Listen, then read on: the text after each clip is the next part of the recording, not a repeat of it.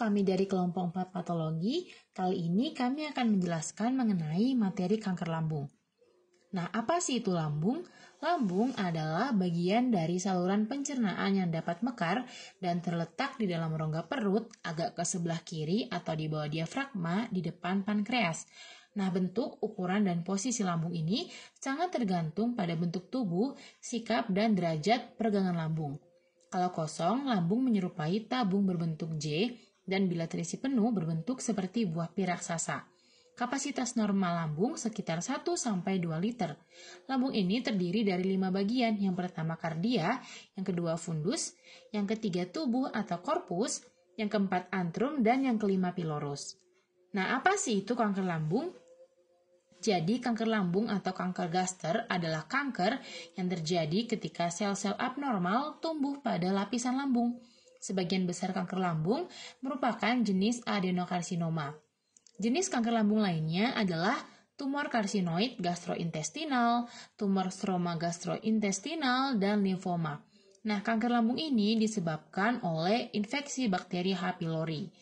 Kanker lambung paling sering ditemukan pada stadium lanjut, kecuali di Asia Timur yang sudah melakukan deteksi menggunakan program screening. Oleh karena itu, di era sekarang ini sangat diperlukan program screening dan perawatan multimodalitas menggunakan kemoterapi, radioterapi yang canggih untuk mengurangi jumlah penderita kanker lambung. Selanjutnya yaitu etiologi dan faktor resiko. Etiologi kanker lambung bersifat multifaktorial yang sering dikaitkan dengan beberapa faktor, antara lainnya seperti faktor lingkungan, infeksi bakteri, faktor nutrisi maupun faktor individual seperti genetik. Kemudian untuk faktor risiko, beberapa faktor ini mengakibatkan resiko seseorang terserang penyakit kanker lambung yaitu telah berusia 55 tahun ke atas atau lansia, memiliki kebiasaan merokok, adanya riwayat genetik penyakit yang sama pada keluarga, serta pernah menjalani prosedur medis pada lambungnya. Kemudian untuk patofisiologis dari kanker lambung. Patofisiologis kanker lambung ini berkaitan dengan perubahan dari mukosa yang abnormal antara lain seperti gastritis. Pada stadium awal, lambung masih dapat berfungsi dengan normal. Gejala biasanya timbul setelah masa tumor cukup membesar sehingga bisa menimbulkan gangguan anoreksia. Pada stadium lanjut, bila sudah metastase ke hepar bisa mengakibatkan hepatomegali. Tumor yang sudah membesar akan menghimpit atau menekan saraf sekitar gaster sehingga impuls saraf akan terganggu. Next, kita ke pembahasan tanda dan gejala dari kanker lambung. Kanker lambung pada stadium awal seringkali tidak menimbulkan gejala. Kalaupun muncul gejala, umumnya dianggap sebagai gejala sakit mah biasa, seperti perut kembung ataupun sakit nyeri ulu hati. Selanjutnya, kanker lambung stadium lanjut akan menimbulkan gejala yang lebih berat. Pada tahap inilah, umumnya penderita baru datang berobat ke dokter. Misalnya, penderita mengalami muntah darah ataupun BAB berwarna hitam ataupun BAB berdarah. Lalu, bagaimana sih sebenarnya pengobatan dari kanker lambung? Nah, metode pengobatan kanker lambung tergantung pada stadium kanker serta kondisi kesehatan pasien secara umum. Sedangkan peluang untuk sembuh dari kanker tergantung pada stadium kanker saat awal terdiagnosa serta kondisi kesehatan dan usia pasien. Yang pertama itu operasi. Operasi lambung dilakukan untuk mengangkat jaringan kanker dari lambung. Lalu radioterapi dilakukan untuk membunuh sel-sel kanker menggunakan sinar khusus, biasanya itu menggunakan sinar radiasi. Lalu ada kemoterapi, itu pengobatan untuk membunuh sel-sel kanker melalui pemberian sejumlah obat. Yang terakhir ada terapi obat bertarget. Nah, terapi obat bertarget ini memiliki dua fungsi. Yang pertama itu menyerang sel yang mengalami mutasi genetik, lalu atau merangsang sistem kekebalan tubuh untuk membasmi sel-sel tersebut. Terapi obat bertarget dapat dikombinasikan dengan kemoterapi. Prognosis kanker lambung. Prognosis kanker lambung umumnya buruk. Hanya sebagian kecil pasien kanker lambung yang menjalani pembedahan reseksi yang akan sembuh dari penyakitnya. Sebagian besar kasus akan mengalami rekurensi. Yang pertama itu ada komplikasi, di mana kanker lambung dapat menyebabkan beberapa komplikasi seperti asistes, di mana pengumpulan cairan di abdomen dapat menyebabkan pasien merasakan tekanan di perutnya dan menyebabkan gejala sesak napas. Selain itu, kanker lambung stadium lanjut dapat bermetastasis dengan lokasi tersering adalah paru-paru, hati, dan tulang. Yang kedua yaitu prognosis, di mana prognosis kanker lambung ini dipengaruhi oleh banyak faktor, antara lain luasnya tumor, keterlibatan nodus limfatikus dan invasi tumor ke lapisan dinding lambung.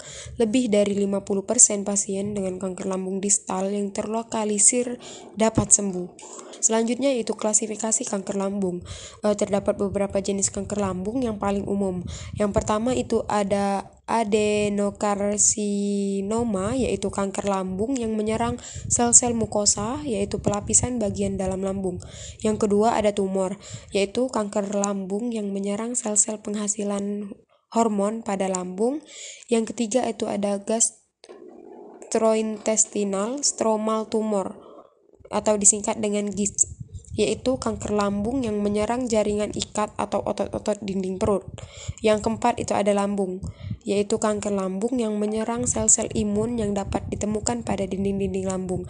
Dan yang terakhir itu ada sel carcinoma, small cell carcinoma, dan leiomyosarkoma, yaitu jenis-jenis kanker lambung yang lebih jarang ditemukan. Stadium kanker lambung. Stadium 0. Stadium 0 disebut juga karsinoma in situ, ditandai dengan munculnya sel-sel tidak normal atau displasia di dinding lambung atau adanya sel-sel kanker di lapisan teratas mukosa lambung. Pada stadium ini, sel kanker belum menyebar ke kelenjar getah bening atau jaringan tubuh di luar lambung. Stadium 1.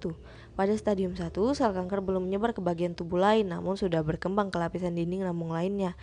Berikut macam-macam stadium 1 kanker lambung. Stadium 2. Stadium 2 kanker lambung dibedakan menjadi 2 level seperti di bawah ini. Stadium 3. Sedikit berbeda dengan macam-macam stadium sebelumnya, stadium 3 kanker lambung dibagi menjadi 3 tahap, yaitu A, B, dan juga C. Stadium 4. Stadium 4 merupakan stadium paling akhir dari kanker lambung. Pada stadium ini, kanker telah berkembang sangat parah dan berpotensi mengancam nyawa. Biasanya dibutuhkan waktu cukup lama hingga kanker lambung berkembang menjadi stadium 4. Selanjutnya ada tata laksana. Kanker lambung sulit disembuhkan kecuali dapat ditemukan pada stadium awal. Tata laksana kanker lambung yang dapat diberikan tergantung pada usia dan kondisi penyakit saat pasien datang. Pada kanker lambung stadium dini dapat dilakukan prosedur tindakan minimal, sedangkan untuk stadium lanjut di atas stadium 1B dilakukan terapi modalitas gabungan. Prosedur tindakan minimal terhadap kanker lambung dapat dilakukan dengan cara resesi endoskopik dan laparoskopi gastrektomi. Lanjut ada laparoskopi gastrektomi, merupakan prosedur invasi minimal yang digunakan pada pasien dengan kanker lambung yang tidak sesuai dengan dilakukan tindakan endoskopi. Dan di sini ada penjelasan mengenai manfaat dari bedah laparoskopi yang dapat kalian baca.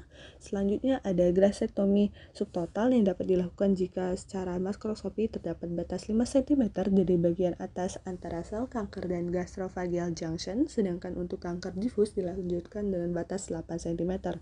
Lalu selanjutnya ada limfadektomi, adalah tindakan diseksi kelenjar getah bening yang merupakan bagian penting untuk mencapai kontrol tumor lokal dan pengobatan kanker lambung. Selanjutnya ada kemoterapi pada kanker lambung, digunakan untuk mengurangi ukuran tumor secara paliatif, meringankan gejala penyakit dan juga memperpanjang kelangsungan hidup. Setelah itu ada terapi radiasi atau radioterapi, sering digunakan sebagai pengobatan paliatif dan telah digunakan dalam kombinasi dengan kemoterapi. Dan yang terakhir yaitu perawatan paliatif, ditujukan untuk memberikan pengetahuan dan teknik untuk mengatasi sakit, berkomunikasi dan mengatasi gejala yang timbul bila diperlukan. Baiklah, sekian penjelasan mengenai kanker lambung yang dibawakan oleh kelompok 4. Semoga dapat bermanfaat bagi kita semua. Kami minta maaf apabila ada salah-salah kata. Wabillahi taufiq wal hidayah. Wassalamualaikum warahmatullahi wabarakatuh.